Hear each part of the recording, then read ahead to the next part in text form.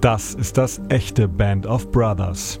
Diese amerikanischen Weltkriegsveteranen haben gegen die Deutschen gekämpft und Europa vom Nationalsozialismus befreit. Nach 75 Jahren besuchen sie zum ersten Mal wieder die Orte des Krieges. Bild hat 3 Männer begleitet. Auf dem Besuchsprogramm steht auch die Gedenkstätte des Konzentrationslagers in Dachau, nur 20 Kilometer nördlich von München.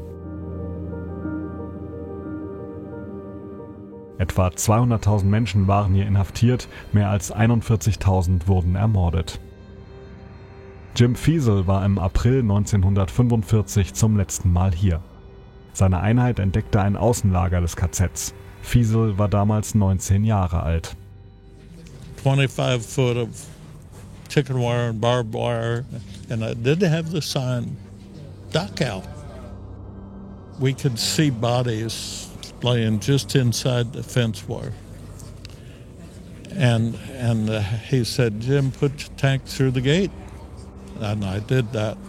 When you see those stacked bodies, and then you see what's a skeleton walking towards you, a bare skeleton, and no clothing whatsoever. It's quite horrifying.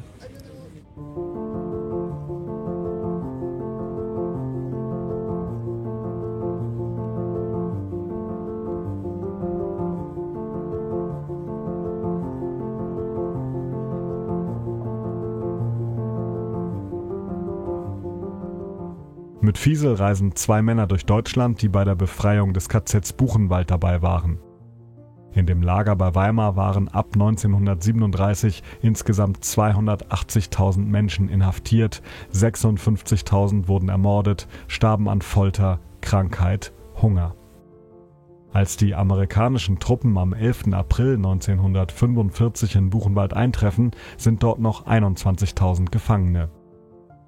Tim Kinnery hat als Sergeant eines mobilen Feldlazaretts die Überlebenden versorgt.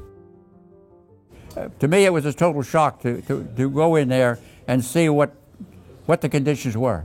We were to process 600 critically ill TB patients. But that was terrible duty. I mean, we gladly did it. I mean, because what was there. But we took them in. We stripped them of their clothing. This is something.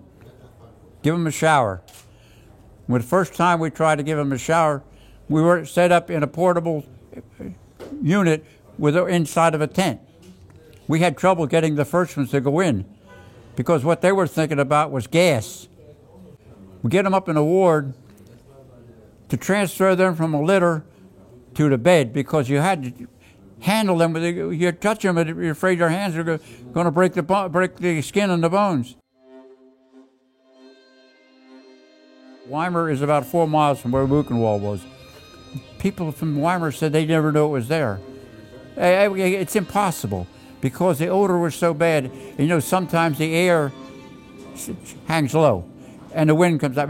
They had to know it. That's when General Patton went up to Weimar and marched about 900 to 1,000 people down so they could see what was in there. Because of what I saw there, I didn't have a lot of respect for the German people at that time. You know what I'm saying? I know they didn't do it, but yet they knew it. They could not say that they didn't know about it.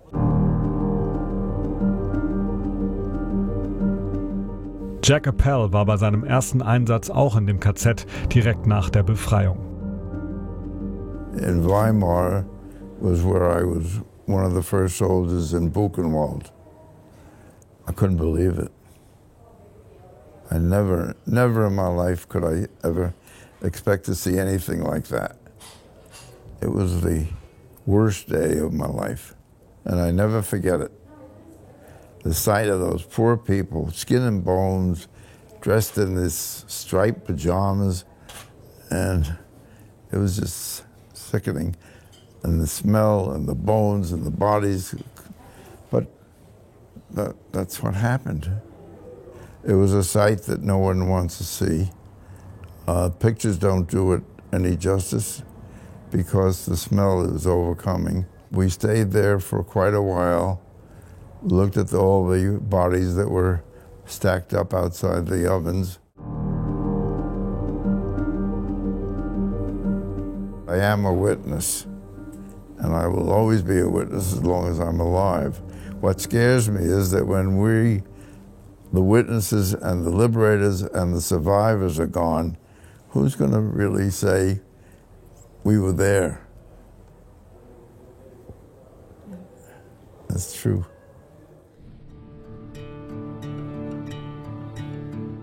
Auf dem Reiseprogramm steht auch ein Besuch auf dem Obersalzberg, Hitlers liebstes Feriendomizil mit dem Kehlsteinhaus. Jetzt werden dort die Helden aus den USA gefeiert. Besucher kommen auf die Veteranen zu, fragen nach ihrer Geschichte, machen Fotos, sagen Danke.